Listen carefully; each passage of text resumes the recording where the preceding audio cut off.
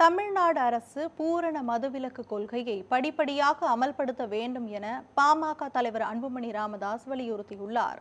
விழுப்புரம் மாவட்டம் திண்டிவனத்தில் செய்தியாளர்களுக்கு பேட்டியளித்த அவர் போதைப் பொருட்களை முழுமையாக ஒழிக்க வேண்டும் என கூறினார். இன்னும் மதுவிலிருந்து விடுதலை கிடைக்கவில்லை, போதை பழக்கத்திலிருந்து இன்னும் விடுதலை கிடைக்கவில்லை, விவசாயிகளுக்கு இன்னும்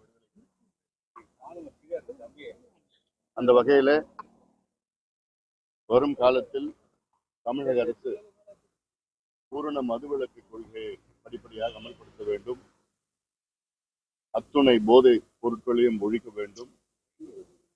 விவசாயிகளுக்கு அவருடைய கடன்களை முழுமையாக தள்ளுபடி செய்ய வேண்டும். இளைஞர்களுக்கு வேலை வாய்ப்பு உருவாக்க வேண்டும். தமிழ்நாட்டில் 1 கோடி இளைஞர்களுக்கு படித்த இளைஞர்கள் வேலை இல்லை.